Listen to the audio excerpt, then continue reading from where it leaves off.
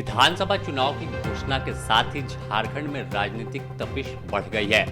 जामताड़ा से भाजपा ने सोरेन परिवार की बड़ी बहू सीता सोरेन को उम्मीदवार बनाया, तो सीता सोरेन हेमंत सोरेन और मंत्री इरफान अंसारी पर खूब गरजी है। सीता सोरेन जिस जामताड़ा से उम्मीदवार बनी है, वहां पर फिलहाल कांग्रेस के मंत्री इरफान अंसारी है। अब सीता सोरेन भाजपा की उम्मीदवार हैं, तो विभिन्न बिंदुओं पर और विकास के मुद्दे पर हेमंत सोरेन सरकार को घेरने में लगी है। सीता सोरेन ने तल्ख शब्दों में कहा कि सोरेन सरकार में 5 सालों में कुछ विकास नहीं हुआ है। आदिवासी डायनासोर के जैसा विलुप्त होते जा रहे हैं। जिस तरह से डायनासोर दुनिया में खत्म हो गया, उसी तरह यह सरकार 5 साल और रही तो आदिवासी भी खत्म हो जाएंगे। ये मुद्दा रहेगा आपका वहाँ जामताड़ा? जी बिल्कुल रहेगा, क्योंकि ये आदिवासियों को एक टारगेट किया गया, एक समाप्त करने के लिए एक बहुत बड़ा साजिश।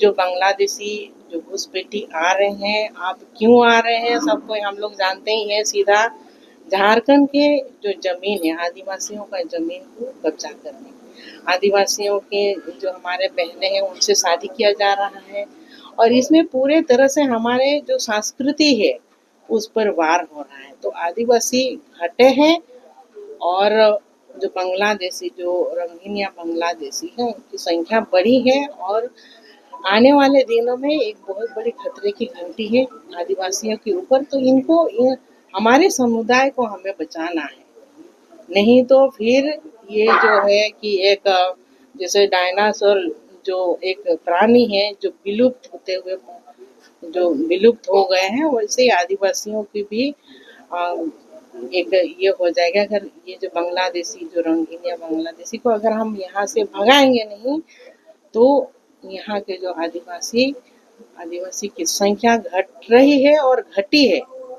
तो इसीलिए इनको रक्षा करने के लिए आने वाले दिनों में हमारी सरकार बनेगी, तो हम इस पर जबरदस्त तरीके से हम लोग काम करेंगे, और ये समुदाय जो हमारे समुदाय है उनको बचाने का। सीता सोरेन यही नहीं रुकी, इसके अलावा पाकुड़ की घटना को भी याद दिलाया और कहा कि आखिर इतनी हिम्मत रोहिंग्या और बांग्लादेशियों में कहां से आती है।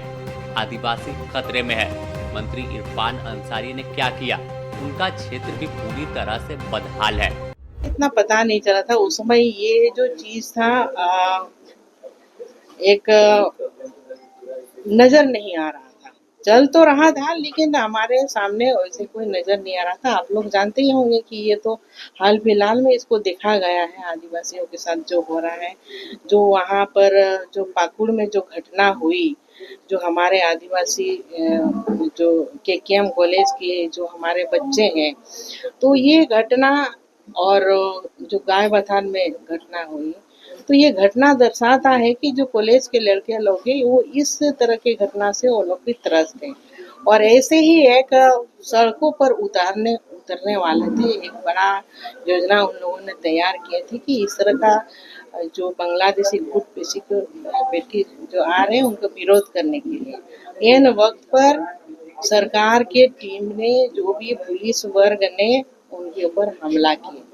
तो हम पूछना चाहते हैं कि सरकार जो हमारे आदिवासी बच्चे के साथ में इतना मारपीट हुआ, इतनी बड़ी घटना हुई, एक भी मंत्रीगण हमारे आदिवासी बच्चे के पक्ष में बोले नहीं। कोई क्यों नहीं बोले? क्या वो लोग आदिवासी नहीं? क्यों नहीं बोले? आज जो इरफान इतना बोल रहा है, तो सरकार के तो कोई लोग बोले नहीं उनके पक्ष में। तो क्या आप आदिवासियों के साथ क्या कर रहे हैं? तब आदिवासी मुख्यमंत्री है, तो यानी कि आप आदिवासियों के दुश्मन है। झारखंड में आदिवासी जो है अपने हक और अधिकार की बात कर रही है, सारनाथ धर्म कोड की बात कर रही है। तो साफ तौर पर देखें तो सीता सोरेन अपने देवर हेमंत सोरेन और मंत्री इरफान अंसारी पर खूब गरज रही हैं। चुनाव का मौसम है, और ऐसे में जामताड़ा से सीता सोरेन उम्मीदवार है, तो जाहिर है कि अपने तमाम शब्दों का प्रयोग और सियासी बांध तो वो छोड़ेंगे ही, और खासकर कमल की सवारी कर रही हैं। अब देखना होगा कि आखिर कितना फायदा चुनाव में जामताड़ा में इन तमाम मुद्दों से सीता सोरेन को मिलता है। रांची से ब्यूरो रिपोर्ट।